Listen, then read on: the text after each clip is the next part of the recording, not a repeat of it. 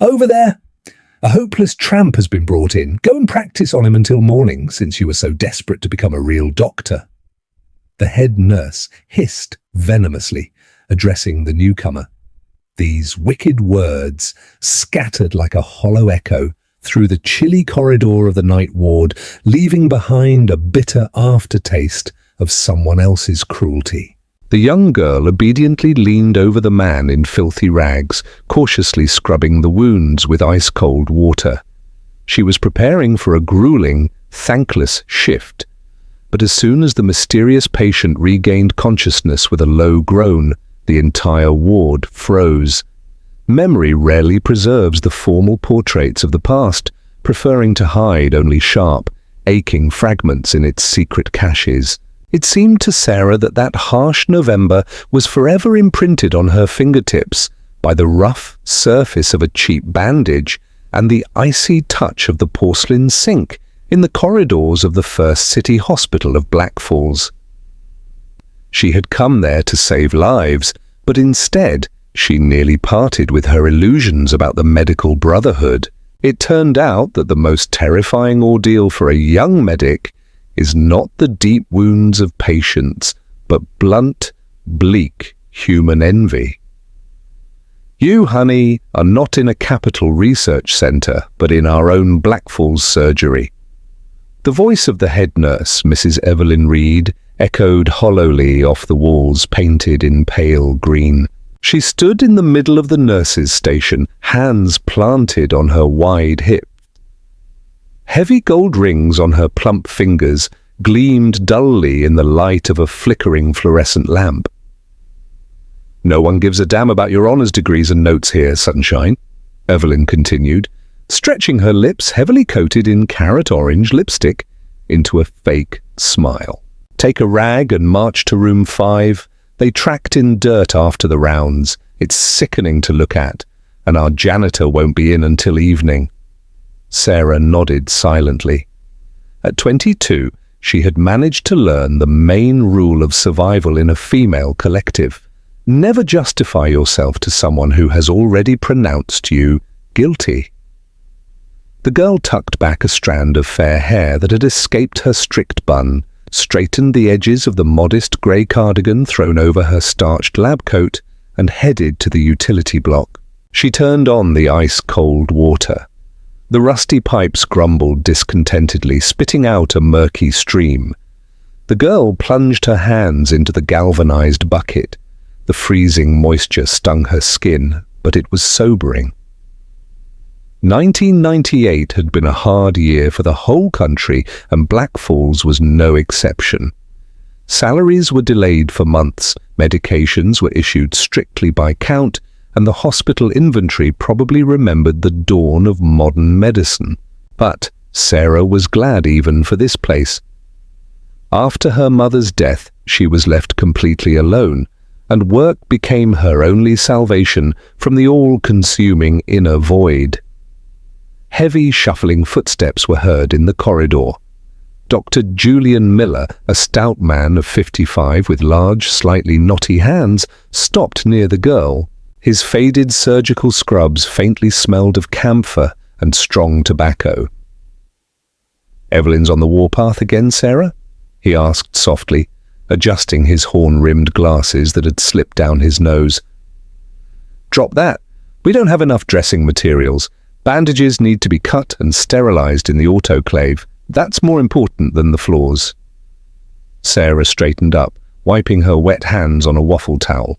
The fabric scratched her chilled skin. "It's all right, Dr. Miller. I'll finish quickly and come straight to the dressing room." "Hey, girl," the surgeon shook his grey head. "She'll eat you alive. Evelyn doesn't like those who are too righteous. She prefers those who look into her mouth and share the handouts from patients. But you are a bird of a different feather. You even read the medical histories, trying to understand." The old doctor's words proved prophetic. The appearance in the ward of a young, diligent nurse who immediately earned the respect of the doctors became a personal insult to Evelyn Reed. The head nurse was carrying a huge gambling debt for her eldest son, languishing in endless loans, and was terrified of losing her cushy spot, which gave her at least minimal power and the opportunity to receive gratitude in fat envelopes. The idealist Sarah ruined the habitually built ecosystem of the ward with her mere presence. The real test began 2 weeks later during a heavy night shift. A raw wind wailed outside, throwing large drops of rain and snow against the window panes. Drafts roamed the long hospital corridors, forcing patients to huddle in scratchy flannel blankets. Sarah sat at the station, filling out temperature logs. The scratch of her pen on the thick, greyish paper was the only sound breaking the night silence. Suddenly, from the direction of the emergency entrance, came the crash of swinging metal doors and anxious voices. Soon, a gurney appeared in the corridor. The wheels jumped with a nasty clank on the joints of the bulging linoleum. 2 paramedics were wheeling a man, or rather, what was left of him. The patient's face was a solid, purple-blue mask of hematomas. His clothes had turned into mud-soaked rags. "Accept your little gift," one of the paramedics shouted, breathing heavily and wiping sweat from his forehead. Found him in a vacant lot behind the concrete plant. No ID, looks about 30, and he was hit so hard there's not a spot left untouched. It's a miracle we found a pulse. Evelyn Reed came out of the staff room, wrapping herself in a fluffy mohair shawl. She wrinkled her nose fastidiously, looking over the newcomer. "Another drifter," she hissed, crossing her arms over her chest. "Got drunk, got into a fight with his drinking buddies over a bottle of bootleg vodka, and now we have to deal with him. Leave him in the corridor. I won't take him to room 6. Decent people are staying there. He might bring in some kind of infection. Mrs. Reed, he could have fractures and severe blood loss." Sarah's voice wavered, but she forced herself to speak firmly and very dryly. "He needs urgent wound care and an IV. Dr. Miller ordered it."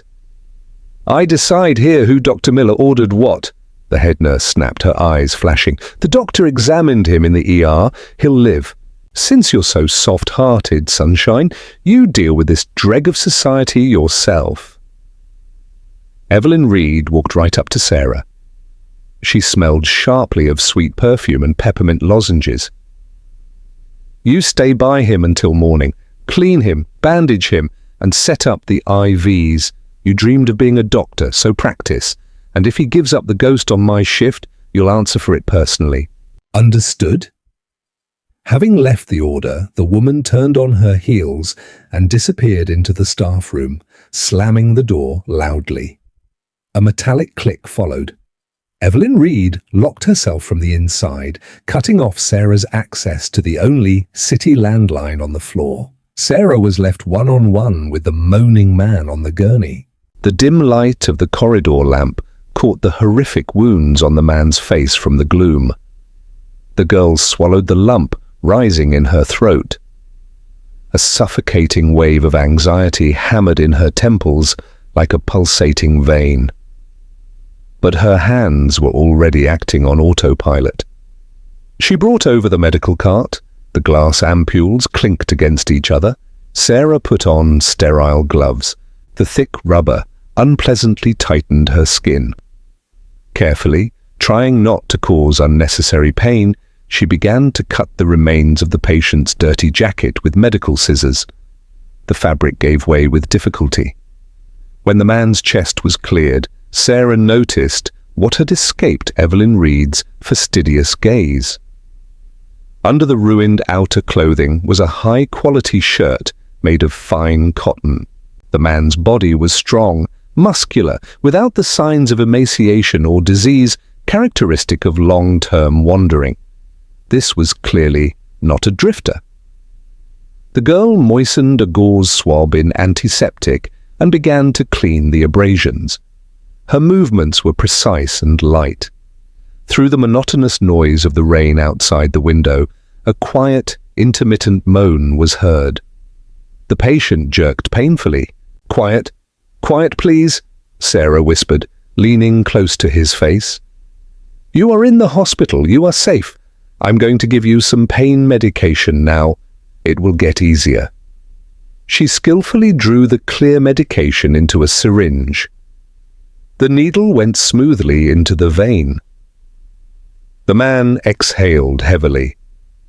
His inflamed chest lowered slowly. Sarah pulled a hard wooden chair upholstered in cracked faux leather to the gurney and sat down. The wall clock, with a massive pendulum hanging opposite the station, showed 2 a.m. A long vigil lay ahead. Somewhere in the depths of the old building, the wind wailed mournfully, lost in a ventilation shaft. Sarah sat almost motionless, watching the steady fall of clear solution drops in the plastic cylinder of the IV. Time stretched like thick, viscous resin. The girl fought off the approaching drowsiness, rubbing her chilled palms. Closer to 5 a.m., when the darkness outside the windows seemed absolutely impenetrable, the patient's hand suddenly twitched, fingers with blue-tinged nails weakly clenched, bunching up the rough edge of the hospital sheet. Sarah jumped up instantly, leaning over the gurney. The man's intact right eye opened slowly. A hazy, wandering gaze slid across the cracked white ceiling and stopped on the girl's face. The man tried to say something, but only a hollow, strained rattle escaped his parched throat. "Don't move!" Sarah gently held his shoulder. The muscles under her hand were tense, like taut cables. "You mustn't talk. You have broken ribs and a serious head injury. Save your strength." The patient swallowed convulsively. His uninjured hand darted up and gripped the edge of her grey cardigan in a death grip. "Number," he whispered, almost inaudibly on one raspy exhale, boring into Sarah with a desperate gaze. "Write the number. The deal." The man breathed intermittently with a wet rattle, as if every breath was pushing through broken glass in his chest. Fingers, covered in abrasions, desperately clung to the hem of her wool cardigan. "Please, lie still." Sarah tried to gently pry his palm open, but the grip proved surprisingly strong for a person in such a condition. "You are safe. Listen to me," the stranger croaked, barely audible. His only open eye looked clear and demanding, completely inconsistent with the image of a street drunk. "Remember, 73148. Ask for Blackwood. Tell him. The deal is off. The documents are in the safe." The girl froze. The combination of numbers was instantly imprinted in her head. In the late 90s, such secretive, clipped messages rarely boded anything good. "Who should I tell? Who did this to you?" she whispered, leaning closer to catch every word under the sound of the unrelenting rain outside. "Stepmother, my father's wife, wanted the plant." The man swallowed, his face distorted by a spasm of pain. "My father is in danger. Call, I beg you." Having said this, he suddenly went limp. His hand slid off Sarah's cardigan and hung like a whip along the gurney. The man plunged back into a heavy, feverish unconsciousness. Sarah straightened up. The silence of the hospital corridor now seemed ringing, thick. She had to call immediately, but the only phone on the whole floor with access to a city line was in the staff room. And there, behind the door, securely locked from the inside, Evelyn Reed was sleeping peacefully. To wake the head nurse meant running into a crude scandal. Evelyn Reed would never have believed the story about a plant and secret deals, dismissing it as the delirium of a beaten drifter. And she would certainly have blocked access to the phone. Moreover, she would have reported to Dr. Miller in the morning that the newcomer was fooling around during working hours. Sarah cast a glance at the nurse's station. In a metal tray among the tools, a flat medical spatula gleamed dully. Old doctors often used it for unintended purposes when one of the interns accidentally snapped the flimsy locks in the offices. The girl took the cold steel plate. The metal unpleasantly chilled her damp palm. She tiptoed to the door of the staff room, painted in white enamel. Weak light from a street lamp filtered through the crack, and from behind the panelling came the rolling and heavy snoring of Evelyn Reed. She had to act fast. Sarah slid the thin edge of the spatula into the door crack, feeling for the angled latch of the lock. The plate scraped against the metal. The girl pressed harder, feeling the muscles in her forearm tense. A dry click rang out. The lock gave way. She cautiously pushed the door open. The stale smell of heart medicine, cheap instant coffee, and those same sweet perfumes of the head nurse hit her nose. On the sagging sofa, covered with a scratchy plaid, rose the heavy figure of Evelyn Reed. On the table, lit only by the yellow light from the window, sat the massive black rotary phone. Sarah stepped silently to the table. Her breathing became fast and shallow. She picked up the heavy, cool receiver, trying not to bump the bass so it wouldn't jingle. The dial tone in her ear seemed deafening. 7, 3, 1, 4. The dial returned to its place with a soft whir after each digit. This sound seemed louder than thunder to Sarah. She glanced at the sleeping woman. The snoring broke off. Evelyn Reed rolled over heavily, muttering something in her sleep, but didn't wake up. Long rings sounded in the receiver. 1, 2, 3. On the 5th ring, the receiver was picked up on the other end. "Yes," a raspy, annoyed male voice answered. "I need Blackwood," Sarah whispered, covering the mouthpiece with her palm. Listening. "Who is this at 4 in the morning?" "I'm calling from the Black Falls First City Hospital surgical ward. A young man was admitted tonight, badly beaten. He asked to tell you—" Sarah hesitated for a second, remembering the exact words. "The deal is off. The documents are in the safe." On the other end, an absolute, heavy pause hung. The sleepiness vanished from the speaker's voice instantly, replaced by steely tension. "Who is with him?" The voice became sharp as a whip crack. He said, "The stepmother, my father's wife, did this, and asked to save his father." The sound of a chair being pushed back and hurried footsteps in the background followed. "Don't let anyone take him, do you hear? We'll be at your place in a couple of hours. What is your name, girl?"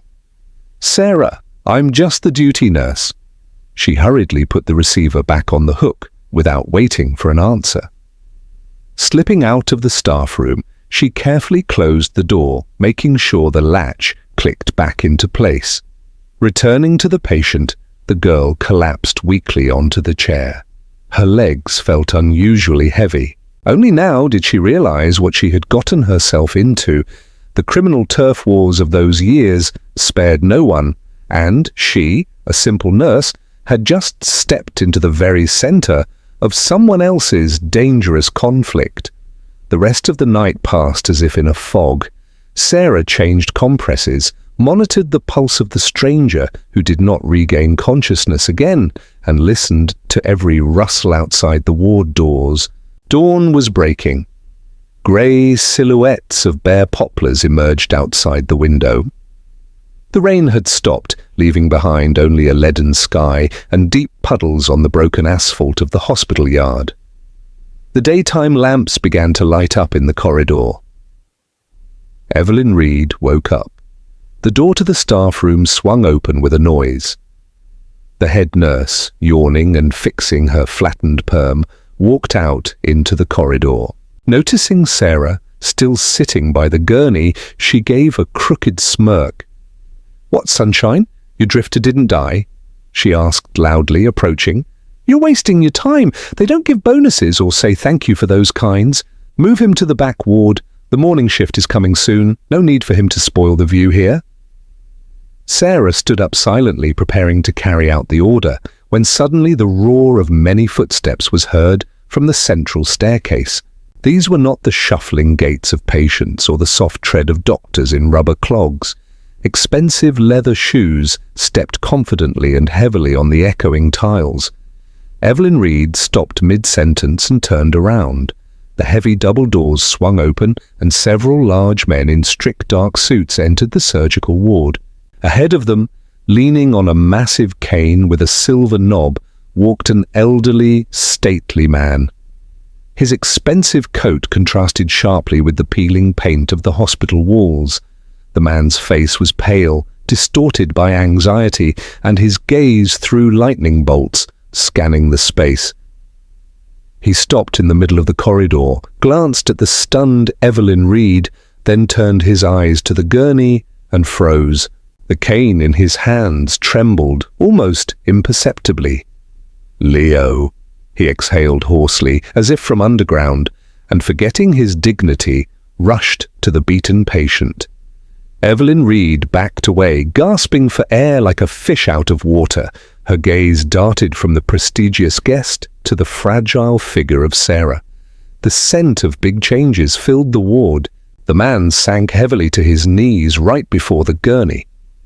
A heavy, burning void spread through Victor Sterling's chest, that most terrible feeling of an irreparable mistake for which his only child was now paying. "Leo, my son!" The voice of the large, powerful man failed, breaking into a helpless rasp. His hands, etched with a network of age-old wrinkles and pigment spots, froze a millimeter from Leo's battered face. Victor Sterling was afraid to touch his son, as if one wrong movement could destroy that fragile line that still held the young man in this world. Memories hammered like a bell in the father's head. How blind he had been! For the sake of a young, beautiful wife, for the illusion of returned youth and salvation from the approaching breath of old age, he had brought a predator into his home. Leo had tried to open his eyes. His son had brought documents proving that the new spouse was secretly siphoning the assets of their joint enterprise into dummy accounts, that her connections in the criminal world of the late 90s were deadly. But Victor Sterling had only brushed it off. Pride and an animal fear of loneliness had forced him to believe the sweet lies of his young wife and accuse his own son of banal jealousy over an inheritance. And here was the price of his old age folly. Lying before him, breathing with a whistle through broken lips. "Forgive me," Victor Sterling whispered, bowing his grey head low. His shoulders shook. "Folk wisdom doesn't lie. Grey hair in the beard, the devil in the ribs. I gave you up to the slaughter myself, son. I let the trouble into our home myself." Sarah stood a few steps away, feeling a shiver of sympathy run down her spine from this sincere, naked grief. She saw before her not an influential businessman, but a broken father crushed by his own guilt. But the dramatic silence was crudely broken by the rustle of a starched lab coat. Evelyn Reed, finally having managed the initial shock and evaluated the cost of the guests' suits, decided to take the initiative into her own hands. The scent of her cloyingly sweet perfume invaded the space, overpowering the smells of medication. "Oh, what a tragedy!" The head nurse clasped her plump hands, pulling a mask of greatest compassion onto her face. She briskly nudged Sarah aside with her shoulder and stepped toward Victor Sterling. "Don't you worry so much, sir. The girls and I didn't close our eyes all night, hovering over him like he was our own. We got the best medications, set up IVs, cleaned the wounds, didn't leave him for a minute. In our ward, the care is top-notch." Victor Sterling slowly raised his head.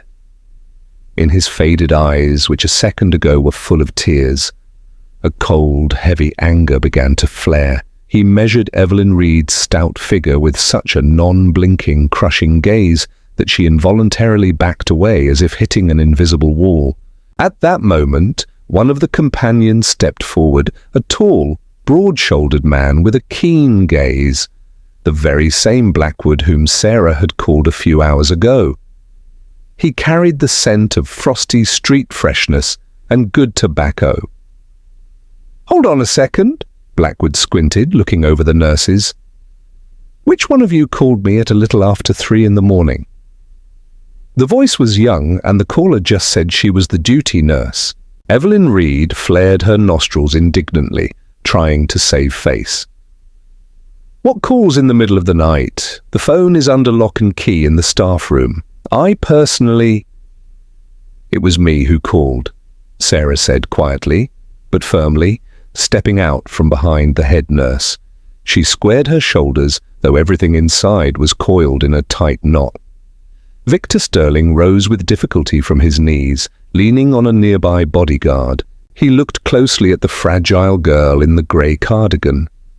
Dark circles from the sleepless night stood out on her pale face, and a few tiny spots of his son's blood had browned on the collar of her uniform dress. He regained consciousness for literally a minute, Sarah continued, looking straight into the eyes of Leo's father. He asked to pass on a combination of numbers and a phrase. He asked to warn you. He said, "The deal is off. The documents are in the safe." And he added that your wife did this. "The documents are in the safe," Blackwood echoed, addressing his boss. "Victor, that means Leo managed to hide the originals of the plant's bill of sale. Without them, that viper won't be able to re-register the enterprise to her people. He saved you, saved your life's work." "He nearly gave his life for it," the father replied hollowly. Then he stepped toward Sarah. Former power was felt in his movement. He carefully took the girl's small hand in his huge, calloused palm. His skin was dry and hot. "Child, I am in your debt. In our beastly times, to show such courage, if not for your call, those scavengers would have finished him right here, in this hospital bed. I will remember your kindness. I will remember you for the rest of my life, Sarah." He squeezed her fingers slightly, conveying his boundless gratitude. Evelyn Reed's face at that moment turned ugly red patches. She was choking with indignation and fear simultaneously. Don't listen to this brat!" she shrieked, losing the last of her self-control. "I ordered her to take care of him. I organized the entire treatment process. I'm the head here." Victor Sterling turned slowly toward her. The air around him seemed to become dense and heavy. "Be quiet, woman," he said very quietly. But such a threat rang in that silence that Evelyn Reed instantly shut her mouth. "I have lived long enough on this earth to distinguish gold from a cheap fake. You wanted to gain favor from someone else's misfortune, but it didn't work. Pray that my son will be all right, otherwise I will personally take an interest in exactly how your ward operates." At that moment, the massive figure of Julian Miller appeared at the end of the corridor. The old surgeon, tying the strings of a fresh surgical cap on the move, approached the crowd with a hurried step. "What's this meeting in the rehabilitation ward?" he asked, strictly, furrowing his brows. "This is a hospital, not a marketplace." Having assessed the situation and noticed the high-status visitors, Dr. Miller immediately switched to a professional, dry tone. "I assume you are the relatives of the night patient with multiple injuries?" "I am the operating surgeon. His condition is stable but serious. Transport is possible only by medevac." "Hello, doctor." Victor Sterling softened noticeably, addressing the physician. "I am the father. We are taking Leo.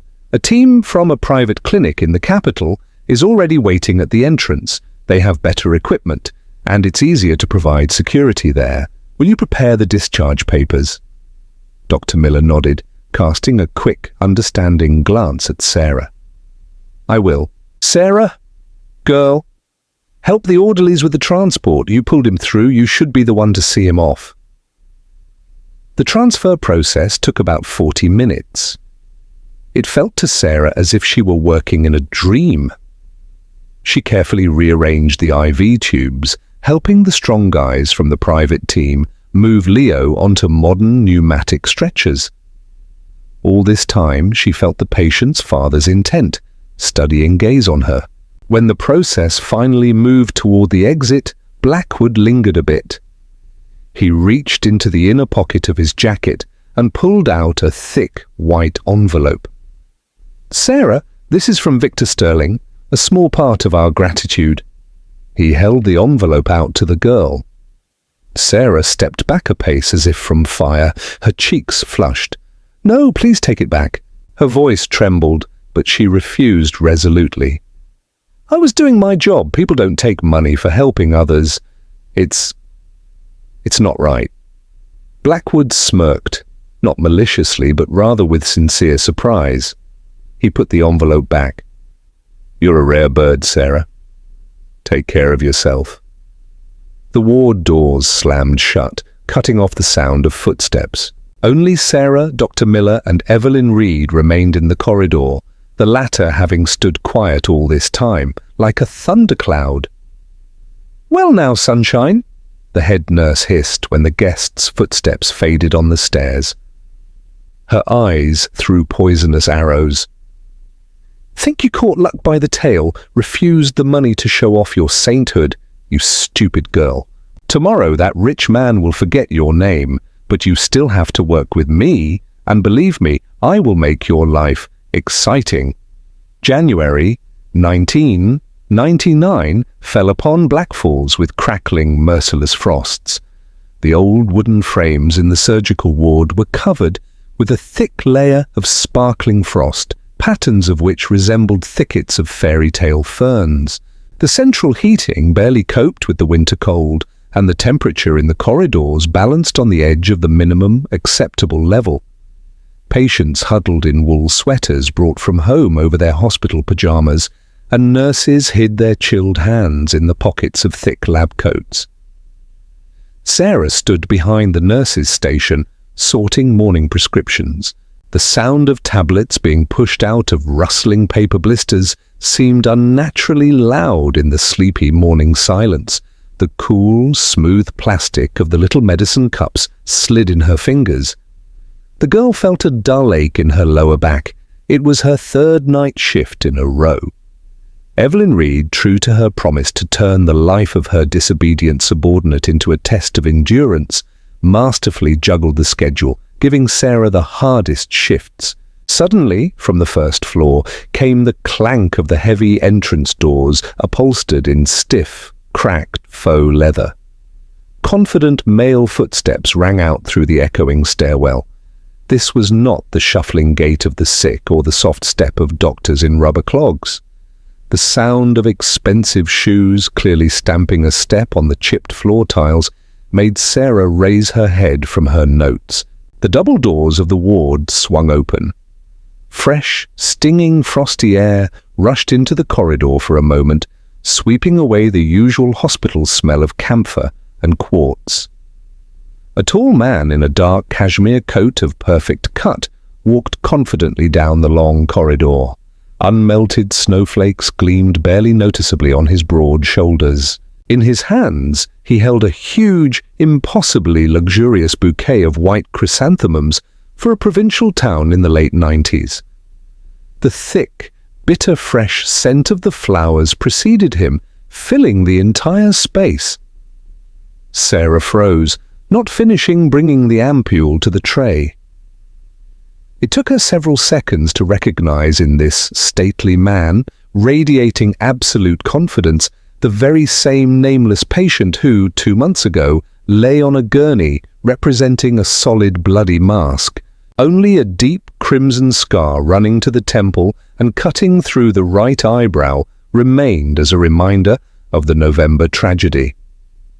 It was Leo. Evelyn Reed floated out of the staff room, clicking her heels loudly. She was carrying a stack of thick cardboard folders with medical histories. Noticing the guest, the head nurse braked sharply. The folders tilted. One of them slipped from her weakened fingers and fell to the floor with a dull thud, scattering a fan of yellowish lab result forms. The woman's face turned ugly red patches, and her lips, heavily coated in carrot lipstick, opened in mute amazement. Leo didn't even turn his head toward the sound of the fallen paperwork.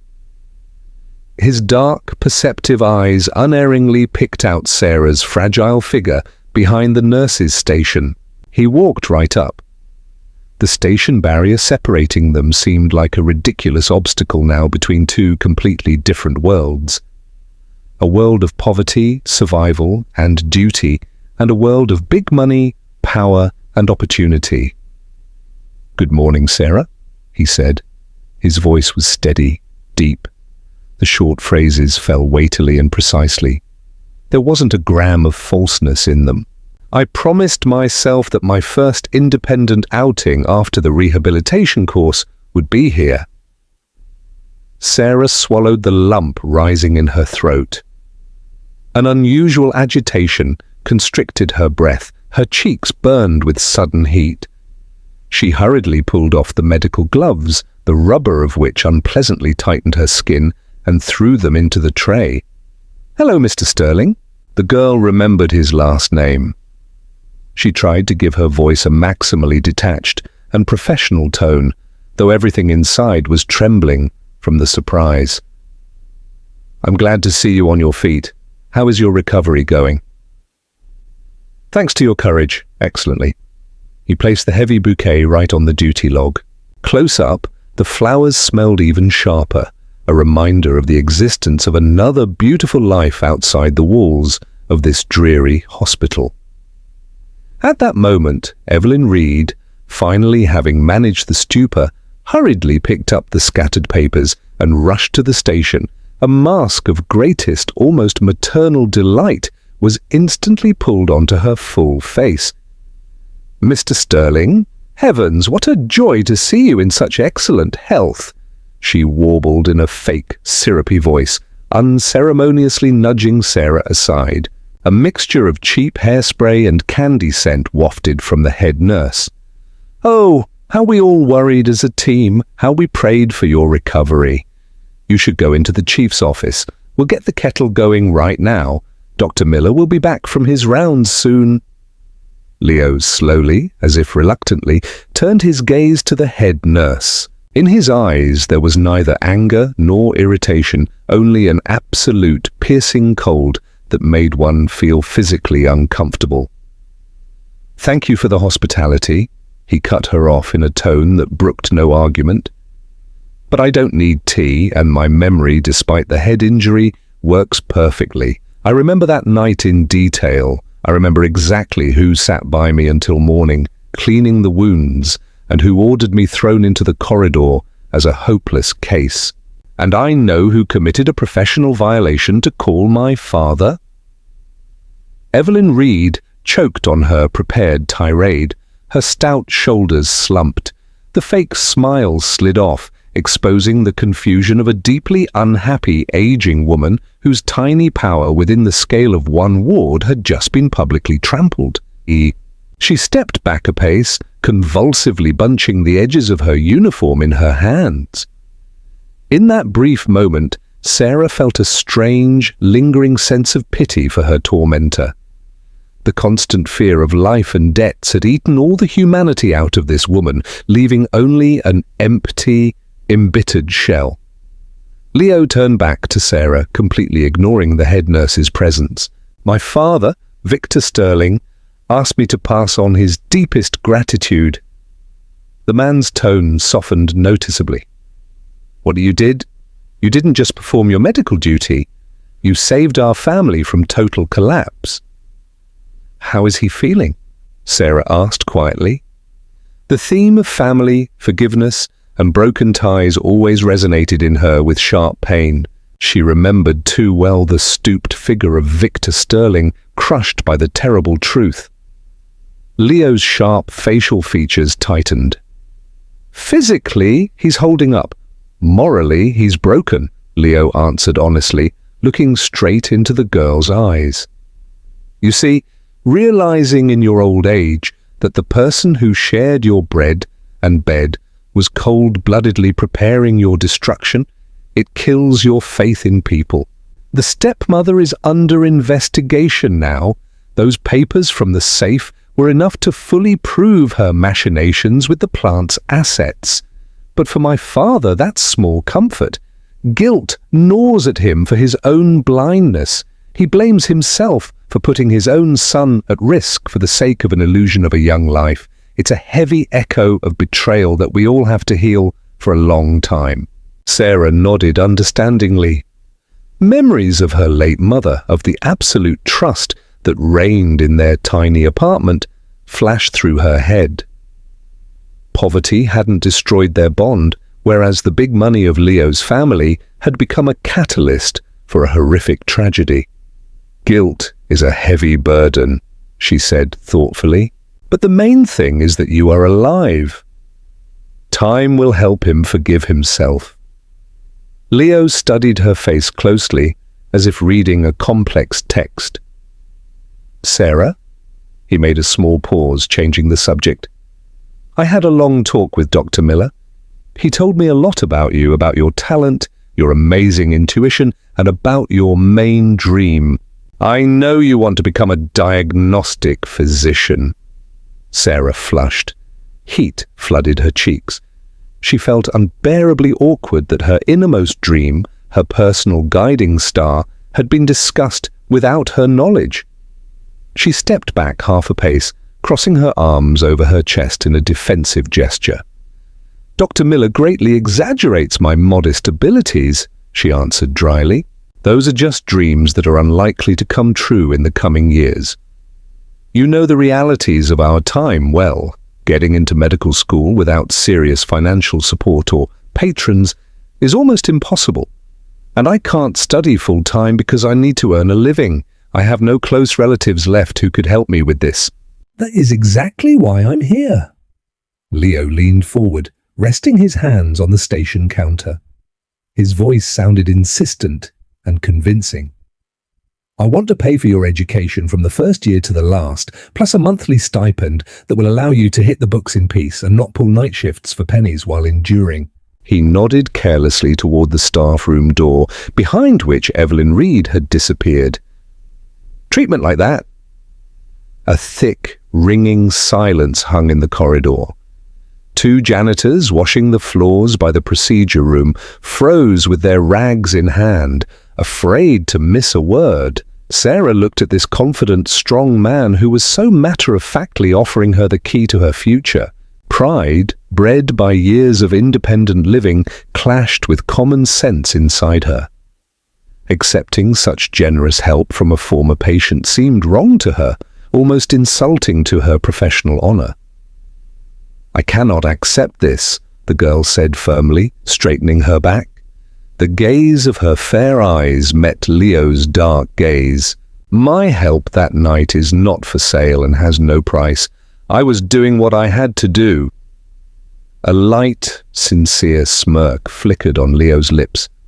There wasn't a hint of superiority in it, only deep respect. Dr. Miller warned me that you were incredibly stubborn, he stated. And your principles do you credit, but I'm not used to retreating, so I offer a compromise. He took a business card from the inner pocket of his coat and placed it next to the flowers. The rectangle of thick, expensive cardstock landed on the scratched plastic of the nurse's station with a barely audible dry click. The matte white surface of the card contrasted with the drab hospital environment. Sarah looked down. The large embossed font read, Leo V. Sterling, General Director. This is not charity, Sarah. In an even tone, devoid of any condescension, Leo spoke. He looked at her directly, recognizing in this fragile nurse his equal in spirit. Our plant is now going through a difficult stage of purging the previous machinations of my stepmother. We are restoring production and plan to open our own modern medical unit for the workers. I need loyal, honest people, people whose integrity I know personally. He made a short pause, giving her a chance to realize what was said. A metal bucket clinked in the corridor. A janitor, staring at the guest, dropped her mop, but immediately went quiet in fear. I am offering you a corporate sponsorship from our enterprise. Leo continued, and business notes sounded in his voice. The plant pays for your education at the medical institute, medical degree, residency, everything from the first year to the last. In return, you sign a binding contract. After receiving your diagnostic diploma, you return to us and head the plant's clinic. You will be obligated to work off the funds invested in you. No gifts, only a fair, mutually beneficial agreement. Sarah slowly ran her fingertip along the sharp edge of the card. The cold cardstock stung her skin. Inside, the habitual caution of an orphan accustomed to relying only on herself fought with a blinding, intoxicating hope. A corporate sponsorship that wasn't a handout you had to pay for with humiliation. It was a job. It was recognition of her professionalism, of her sleepless nights over dusty medical manuals. She raised her eyes. In Leo's gaze, there wasn't a hint of male superiority or a desire to buy her favor, only genuine respect. I must think about it. Sarah's voice wavered, betraying the colossal internal tension, but she quickly took herself in hand. This is a very serious step. I'm not used to making such decisions on the fly between morning IVs. The same light, disarming smile appeared on Leo's face again, making his stern features subtly brighten. The deep scar on his eyebrow twitched slightly. That's exactly why I don't require an answer immediately. Tonight, we can discuss all the details of the contract in a calmer setting. He leaned forward slightly, resting his hands on the counter. The scent of frosty freshness mixed with the bitter aroma of white chrysanthemums. I will be waiting for you exactly at 7 p.m. at the central entrance. We'll have dinner, talk about your future, and just talk without lab coats and hospital bustle. Will you permit it? Sarah felt a warm wave run down her back. All her female intuition told her that this dinner was something more than just a discussion of a business contract. It was a step toward each other for two people who had gone through pain and betrayal but had preserved their inner light. She squared her shoulders. Her fair bun, the strict cardigan over the faded uniform, all of it suddenly stopped seeming like a symbol of poverty to her. My shift ends at 6, Sarah replied calmly, and a light, barely noticeable smile touched her lips. I will be out at 7. Agreed? Leo nodded briefly. Sincere satisfaction of a man who had achieved an important goal flashed in his eyes. He turned, and without looking back, headed for the exit. The hems of his cashmere coat swung heavily. Soon, the heavy leaves of the entrance doors closed behind him, cutting off the morning light. An incredibly thick silence reigned in the ward. Even the old water pipes stopped humming. Heavy shuffling was heard from the depth of the corridor. Julian Miller, unhurriedly rubbing his large hands after the morning rounds, approached the station. His faded eyes under the horn-rimmed glasses squinted mischievously. The old surgeon leaned over the luxurious bouquet of chrysanthemums, noisily inhaled the bitter floral scent, and gave an approving grunt. Well now, my girl. Dr. Miller adjusted his glasses, peering into Sarah's blushing face. It seems justice finally looked into our godforsaken ward. A corporate sponsorship is a sound thing. I studied that way myself back in the day. A plant doctor is a respected profession, and this guy... The surgeon fell silent, meaningfully choosing his words. He's the type who doesn't throw words to the wind. Steady as a rock, unlike some. He pointedly glanced toward the staff room. The door opened, and Evelyn Reed slipped out into the corridor. She was no longer stamping her step. Her entire stout figure had somehow slumped, deflated like a punctured balloon. The bright carrot lipstick now seemed a ridiculous screaming smudge on the pale, tired face of the middle-aged woman. The head nurse passed the station silently, without raising her eyes, clutching a stack of medical histories tightly to her chest. A total, unconditional defeat was read in her slumped shoulders. She realized that she would never again dare to say a single harsh word to this quiet, stubborn girl. Evelyn Reed's power had crumbled to dust from the single look of a strong man. Sarah didn't feel triumph.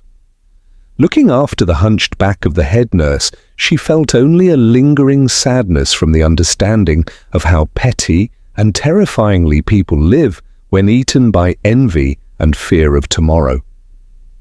She carefully pulled the bouquet toward her. The huge white heads of the chrysanthemums chilled her fingers. The petals were firm, fresh, full of life.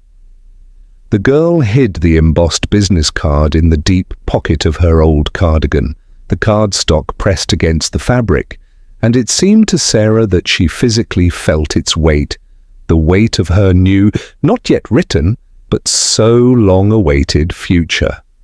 The rest of the shift flew by as if in a feverish, happy fog.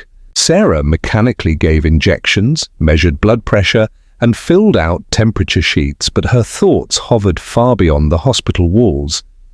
At 6:30 in the evening, she handed over her duty, took off her starched lab coat, and hung it in the narrow metal locker of the dressing room.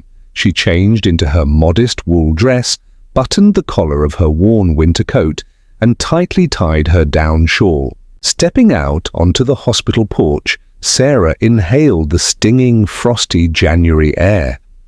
Down by the snow-covered cast-iron gates in the light of a yellow street lamp, a massive black car idled softly. Standing near it, ignoring the biting wind, was Leo. Noticing her fragile silhouette on the steps, he stepped forward. The snow under the soles of Sarah's old winter boots crunched loudly and dryly, like broken glass. The girl wrapped the edges of her coat tighter, trying to quell a slight tremor. And it wasn't just the piercing wind roaming the deserted hospital yard. For the first time in a long time, she was stepping toward the unknown, voluntarily leaving her habitual, though harsh but so understandable world. Leo swung open the heavy car door for her. From the interior wafted warmth, expensive leather, and the faint scent of good tobacco. Sarah sat down uncertainly on the soft seat, feeling as if she had stepped across the threshold of someone else's palace. In the late 90s, such foreign cars on the streets of snow-covered provincial Blackfalls were rare and invariably drew envious or suspicious looks. The door closed with a hollow, noble sound, cutting off the wail of the blizzard. The car moved smoothly, without jerks. The yellow light of street lamps slid across the hood, catching the swirling snowflakes. "Are you cold?" Leo said, not asking, but stating a fact. He reached toward the dashboard, turning up the heater. Hot air enveloped Sarah's chilled legs in a pleasant wave. "We have a table reserved at the restaurant at the new hotel. It's quiet, warm, and most importantly, they cook the best steak in town." "You don't mind?" "I defer to your choice," the girl answered quietly. She looked at the profile of her companion, the straight nose, the strong jawline, and that crimson scar on his eyebrow, a seal of the betrayal he'd endured.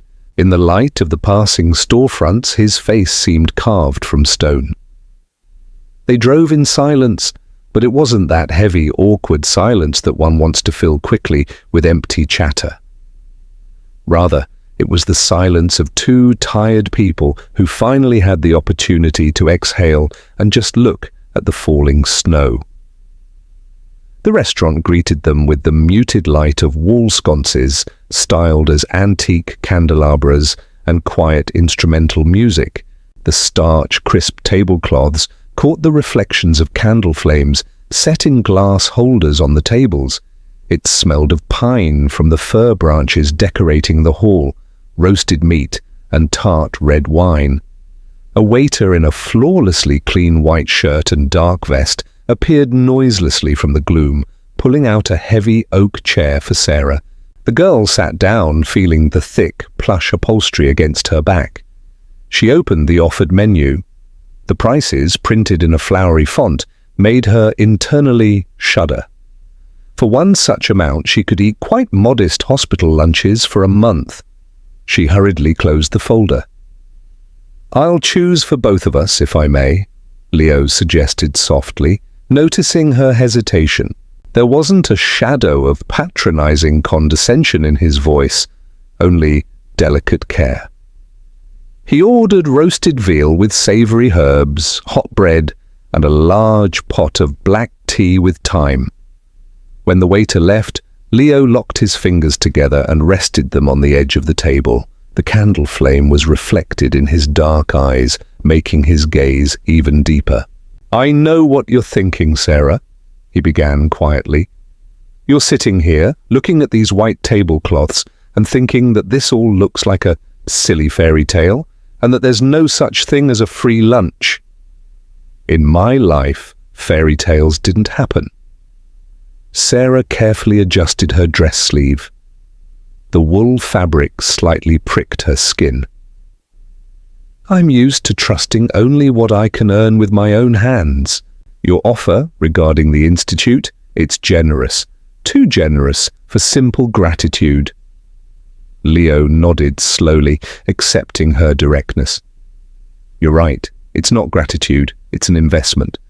But before we move to numbers and contracts, I want to explain one thing to you. I want you to understand my family's motives, my father's motives." He fell silent, waiting until the waiter poured the scalding hot, thick, amber tea into the cups. The scent of mountain thyme floated over the table, bringing Sarah back to her childhood when her mother brewed similar herbs during long winter colds. "My father, Victor Sterling, looks like a shadow of his former self now," Leo continued, wrapping his large palms around the cup. A blunt, hidden pain slipped into his clipped phrases. "You know, physical wounds heal, bones knit, but what broke inside? My father has aged more in these 2 months than in 10 years. He's lost a lot of weight, stopped going to the factory, sits in his office all day, staring at one spot and stays silent." Sarah listened to him without interrupting. The figure of the elderly man in the expensive coat who had knelt on the dirty floor of the surgical ward, dropping his cane, surfaced in her memory. "It's the echo of his own mistake," Leo said harshly, without sugarcoating. "He's not a stupid man. He built an empire in the most terrifying gangster years, but old age scares even the strongest. When she appeared, my stepmother, it was as if my father went blind. He bought her youth, her fake smiles, for a share in our business. We argued until we were hoarse. He called me an ungrateful son, jealous of his happiness." Leo took a sip of the hot tea. The muscles in his neck tensed. "And then that night happened. If not for you, Sarah, if not for your call from that locked room, I wouldn't have lived until morning. Her people would have just finished the job right in the ward. And now my father knows this. He knows his fear of loneliness nearly cost me my life. That guilt is eating him from the inside. He can't forgive himself. And the most terrifying thing is, he's afraid to look me in the eye." "Are you angry with him?" the girl asked softly. The warmth from the mug was transferred to her frozen fingers, getting the blood moving. "I was," the man admitted honestly. "There, in that lot I cursed his blindness. But now I see an old man who has lost all his footing. Forgiveness, Sarah, is hard work, probably the hardest in life. I'm learning to talk to him again, learning to enter the room without reproach in my gaze, because family is the only thing we have. If we destroy even that, then what's the point of building plants and making money?" His words hit Sarah in her most sensitive spot. She looked down, examining the complex weave pattern on the tablecloth. "You are a very wise man, Mr. Sterling," she said, carefully choosing her words. "When my mother was passing, she was sick for a long time, and in those final days, I was angry too. Angry at the doctors who just shrugged. angry at myself for not being able to change anything. I was even angry at her for leaving me. But then the understanding came that anger only devours precious time. There is more strength in forgiveness than in any grudge. Your father will find peace when he realizes that you have truly forgiven him, not in words, but internally. Leo looked at her with a long, pensive gaze. The candle flame danced in his eyes. It seemed incredible to him that this young girl, living in constant need and heavy labor, possessed such deep and almost elderly life wisdom. At that moment, the waiter noiselessly approached the table, placing large porcelain plates of steaming meat before them. The scent of roasted rosemary and garlic stimulated the appetite, reminding Sarah that she hadn't had a bite since morning. Leo picked up the heavy silverware. "Enjoy your meal, Sarah," he said, and his face brightened noticeably. The shadows of heavy memories receded, giving way to the present moment. "You are an amazing conversationalist. Now let's talk about you. About your dream to be a diagnostician. Why that specialty? Why not surgery or general practice?" Sarah carefully cut a piece of the soft, juicy meat. The warmth of the good food and kind treatment slowly melted the icy shell she was used to hiding in from the outside world. "Because a correct diagnosis is the foundation," she began with passion, forgetting her shyness. Her eyes lit up with professional interest. "A surgeon can perform an operation brilliantly, but if no one understood exactly what needed to be treated beforehand, time will be lost. The organism is a complex mechanism that sends us signals. You just need to know how to listen." She broke off, noticing the attention and warmth with which her companion was listening. He wasn't just nodding politely. He was soaking up her every word, every emotion, breaking through her strict speech.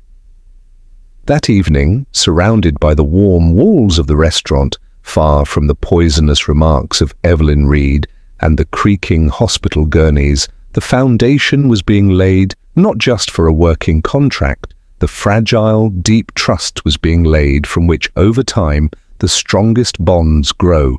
6 years is a long enough time to erect new brick walls and agonizingly short to rebuild shattered human trust. Time, like an invisible sculptor, mercilessly cut away everything superfluous, leaving only the bare, hard-won essence. 2005 came to Black Falls along with an unusually warm, full-water spring. The city was gradually shaking off the stupor of the harsh 90s. New buildings were rising on the sites of vacant lots, and open, carefree laughter was heard more and more often on the streets. Sarah stood before the massive mirror in her dorm room, adjusting the collar of her snow-white, starched lab coat. The fabric pleasantly chilled her skin, smelling of frosty freshness and a hot iron. At 28, she no longer resembled that frightened, cornered nurse who once pulled duty in the cold corridors of the city surgery. Her fair hair was gathered in an elegant, strict bun, and that deep, calm confidence that distinguishes a real doctor from a tradesman had appeared in her gaze.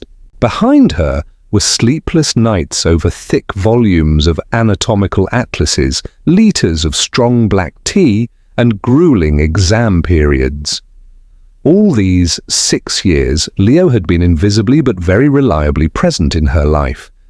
He hadn't violated her personal boundaries, hadn't demanded attention, and hadn't tried to buy her favor with expensive gifts. His support manifested in actions, in timely delivered rare medical manuals, in paid professional development courses in the capital, in short but incredibly warm phone conversations in the evenings when they discussed books they'd read or the day's events. Today was a special day, the day of her return to Black Falls to complete her graduation internship.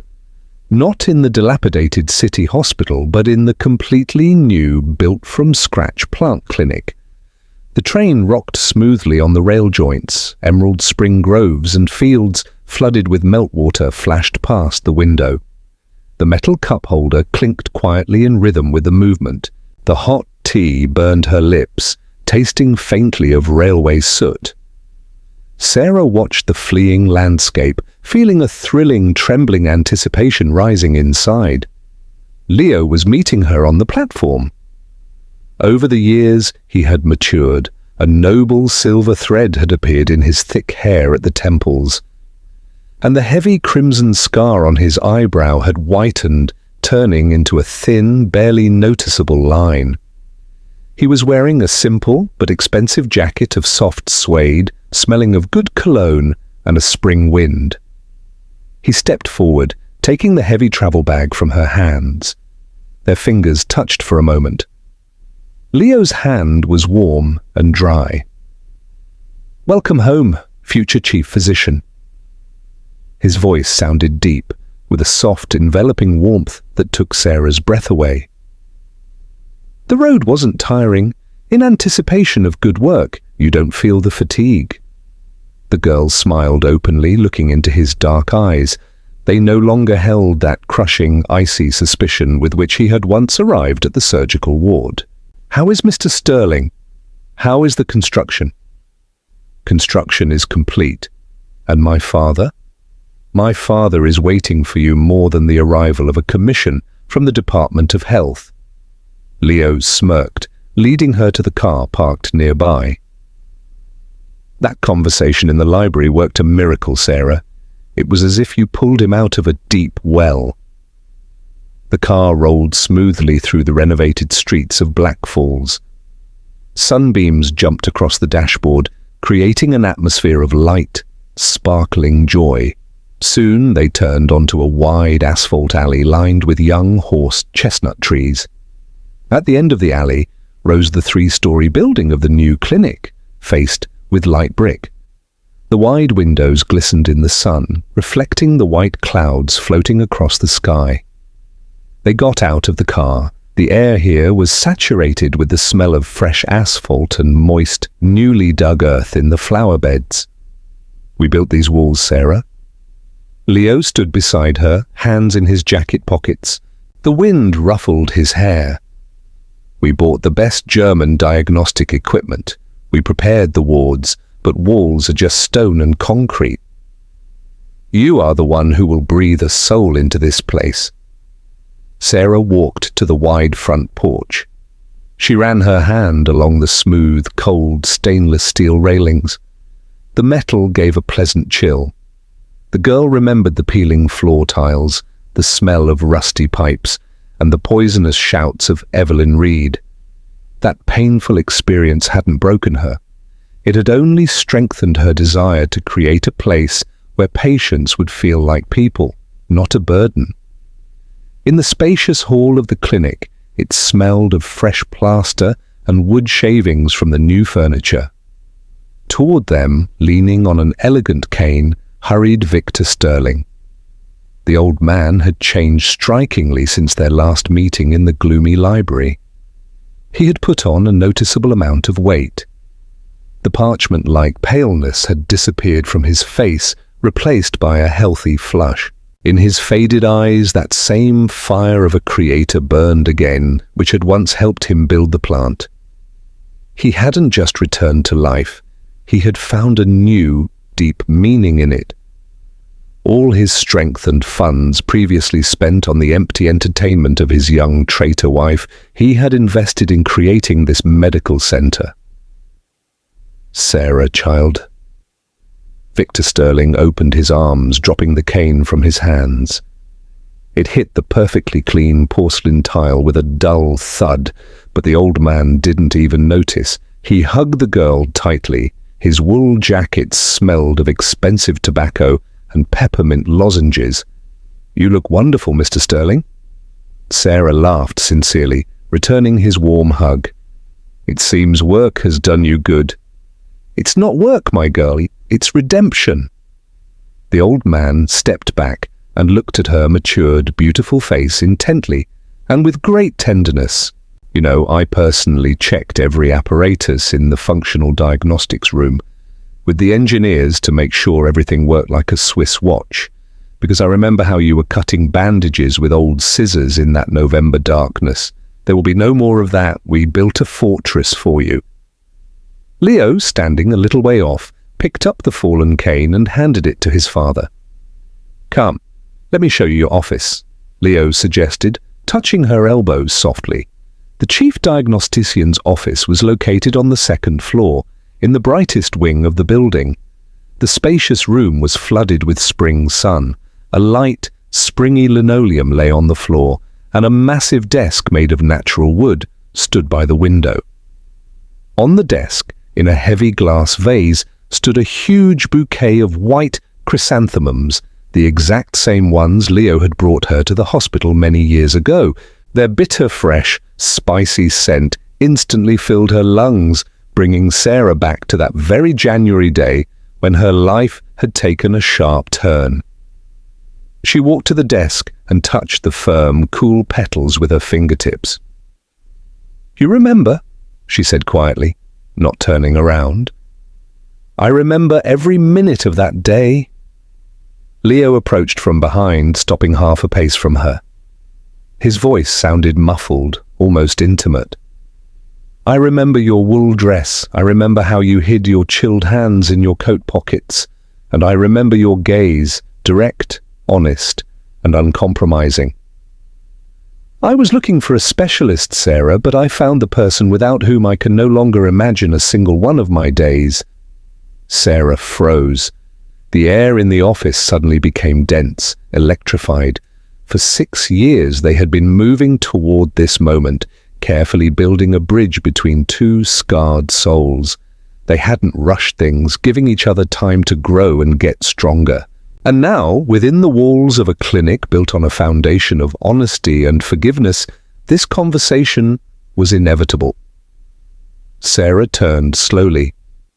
The sunlight pouring from the wide window softly outlined Leo's figure, creating a golden halo around him. An amazing, ringing silence stood in the spacious office, broken only by the barely audible hum of the new ventilation system. 6 years, Leo. Her voice sounded quiet, but in this silence, every word took on a special weight. The girl looked directly into his dark, steady eyes. "You know, in the first years at the Institute, I often thought that our agreement was just a form of sophisticated gratitude, that a rich heir had decided to pay off a poor nurse with a grand gesture. I was waiting for a catch, waiting for the day the stipend would stop coming and the phone would go silent." Leo took an imperceptible step forward. The distance between them narrowed so much that Sarah felt the warmth radiating from his suede jacket. "And then?" he asked shortly, not taking his eyes off her face. "And then I realized you just gave me a fishing rod, not a fish." Sarah allowed herself a light, sincere smile.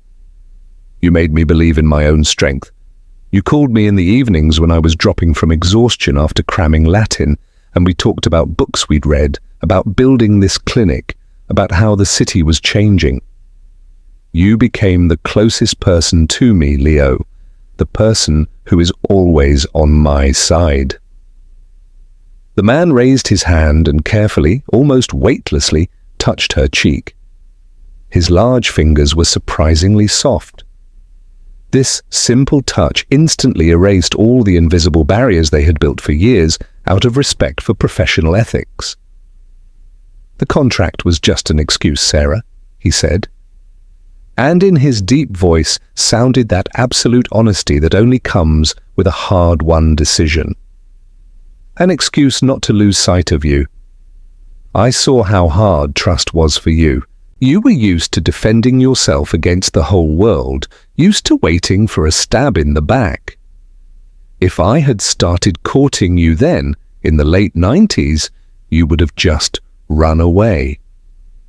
I had to prove that my words didn't differ from my deeds, that I could be not just a grateful patient, but a reliable support." He took her palms in his. Leo's warmth was transferred to Sarah, filling her with a sense of absolute, unbreakable security. There was no longer a lonely orphan forced to endure humiliation for a piece of bread. There was a strong, established woman who had met a man who was her equal. "I'm coming home not just for the clinic," she whispered, and these words became the most important confession of her life. Leo didn't answer. He simply drew her to him, hiding his face in her fair hair. In this long, tight embrace there was everything: the bitterness of trials endured, the joy of finding, and the promise of a long, bright future. The end of May turned out to be summer-like hot. The plant clinic threw open its doors to the first patients. It was an event of city-wide scale. Spacious corridors painted in soft peach tones, modern equipment, comfortable leather sofas for waiting. All of this was strikingly different from the usual dreary state hospitals. Sarah went into the work head first. The position of chief diagnostic physician required colossal dedication, but this exhaustion was of a completely different kind, constructive, filling every lived day with meaning. She personally examined the most difficult patients among the blue-collar workers, untangling knots of long-standing diseases. Her intuition, multiplied by a brilliant education, saved people from disability and premature passing. One afternoon, there was a short, decisive knock on her office door. "Come in," Sarah answered, not looking up from interpreting a complex EKG. The rustle of the graph paper under her fingers helped her concentrate. The door opened with a quiet click, and a familiar stout figure appeared on the threshold.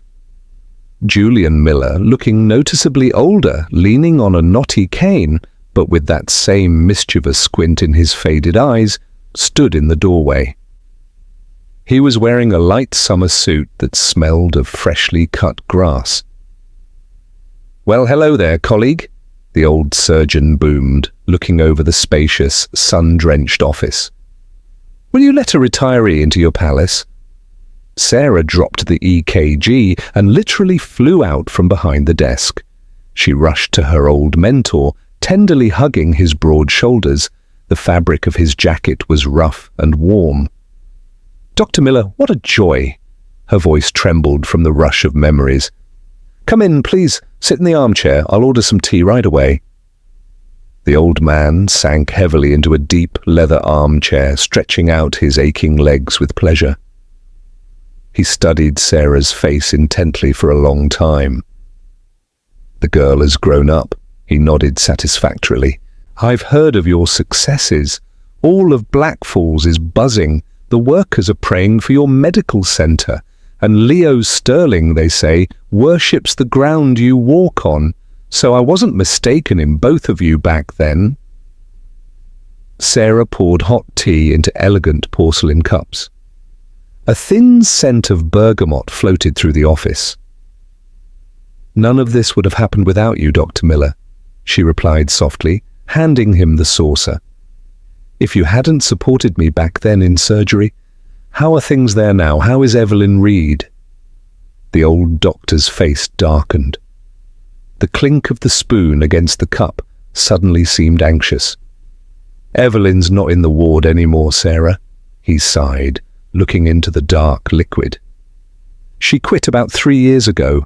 Her eldest son finally got completely tangled in debts. They lost the apartment. They moved somewhere to a remote village to stay with distant relatives. She's all hunched over now, gone dark. Malice. It's like rust. It eats a person from the inside until only dust is left. I feel sorry for her, of course, in a Christian way, but everyone builds their own hell on earth." Sarah was silent, listening to this grim tale of a ruined life. The echo of pain effect made itself felt again.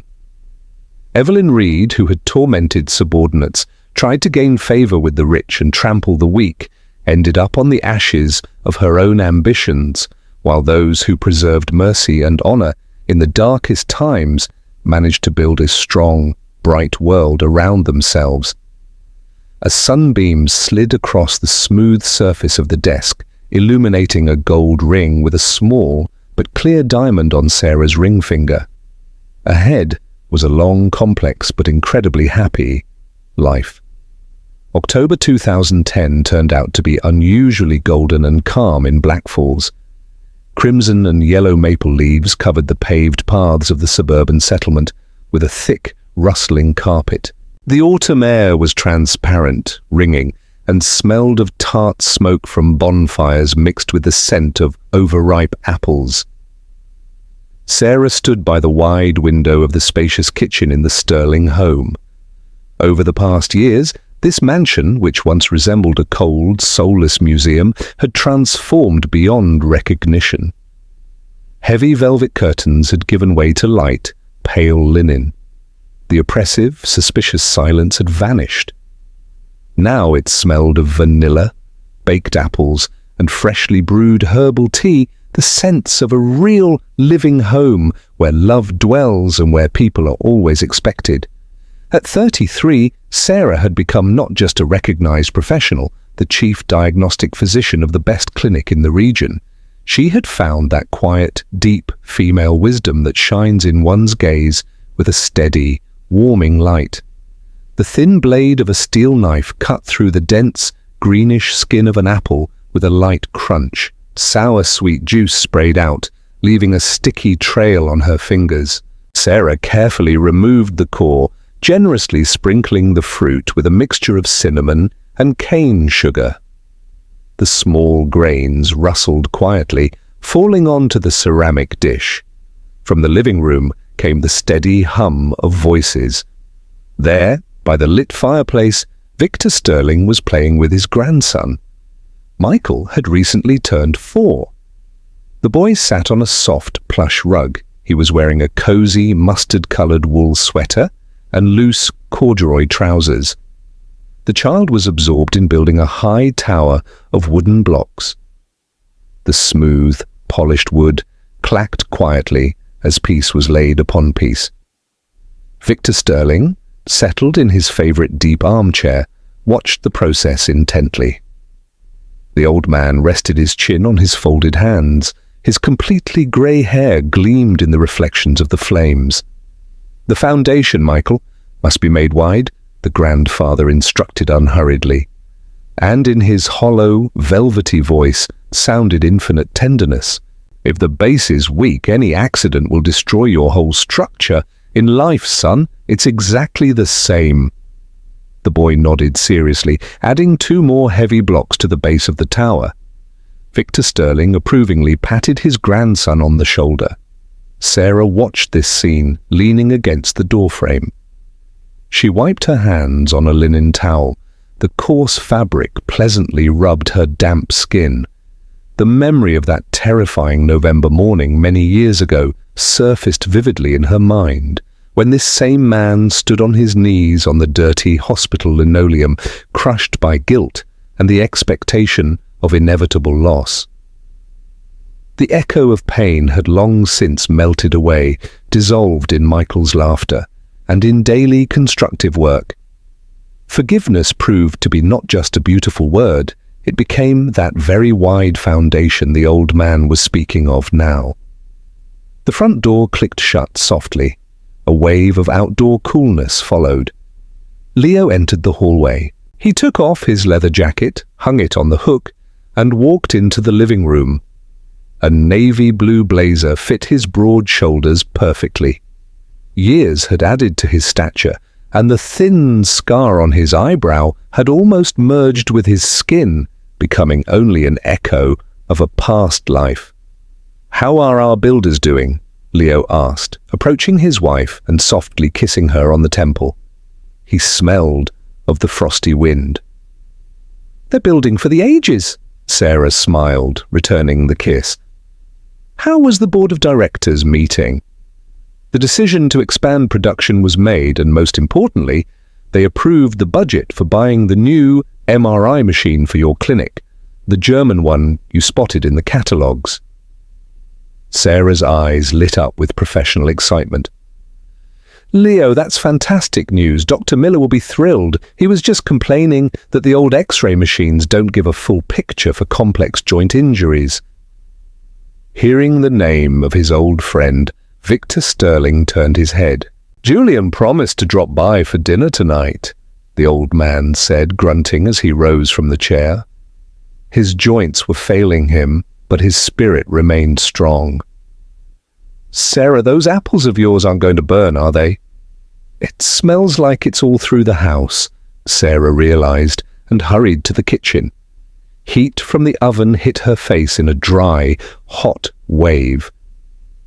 Opposite her, surrounded by bubbling caramel, the apples were browning. She carefully removed the baked goods, placing the heavy metal sheet on a wooden trivet. At that moment, the doorbell rang. A trilling chime followed. Leo opened the door, and Julian Miller stepped into the hallway. The old surgeon had gone even whiter. His figure had become stout.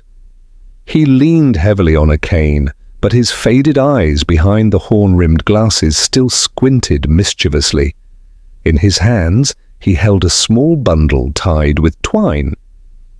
"Peace to this house of Sterling's," he boomed in his signature bass, removing his felt hat. "It's starting to rain out there. Barely made it from the car." Sarah came out to meet him, wiping her hands. "Dr. Miller, come in quickly, we're all ready." They settled around the large round table in the dining room. Above their heads, a lampshade with thick fringe glowed softly, casting cozy shadows on the tablecloth. Outside the window, the first large raindrops drummed, washing away the remains of the autumn day. In such weather, being in the warm, bright circle of family was particularly blessed. The conversation flowed unhurriedly. They discussed clinic business, new treatment methods, and remembered mutual acquaintances. "You know, Sarah," Dr. Miller took a sip of the hot tea, setting the porcelain cup down on the saucer with a clink. "I stopped by our old hospital the other day for some archives. I walked through the corridors and I felt so melancholy. The walls are the same, that pale green paint is still peeling, but our spirit isn't there anymore." He looked thoughtfully at the candle flame in the holder. "Remember that winter? You were just a girl then, fragile, eyes frightened, but with a character of steel. I looked at you then and thought, they'll break her. It's the system. It's the envy of others, our bleak poverty. But you didn't just endure. You changed everything yourself." Victor Sterling sighed heavily, tracing the fringe on the tablecloth with his fingers. "That's because she has a core, Doctor, that very core that you can't buy and you can't beat into someone with a belt. The ability to see someone else's misfortune as your own. If not for her core, we wouldn't be sitting at this table now. I would be living out my days in an empty house, cursing my own mistakes. And Leo..." The old man didn't finish, waving his hand. Words were superfluous here. Leo covered Sarah's hand with his. It was a silent acknowledgement, deep and unwavering. "The main thing is that we learned the lesson, Father," Leo said quietly. "You have to pay for mistakes, but you have to fight for forgiveness. Otherwise, everything we call life is worthless." Sarah listened to them, feeling a calm, quiet grace spreading inside. The path they had walked was strewn with the sharp stones of betrayal, humiliation, and fear. But they hadn't sought revenge, they hadn't become embittered. They simply built their happiness, choosing mercy instead of indifference every day. Into the dining room, interrupting the adult conversation, hurried little Michael. His soft slippers shuffled quietly on the polished oak parquet. The boy walked up to Sarah's chair and leaned against her arm. The girl tenderly ran her fingers through his unruly fair hair. Julian Miller broke off a piece of the baked apple with a dessert fork.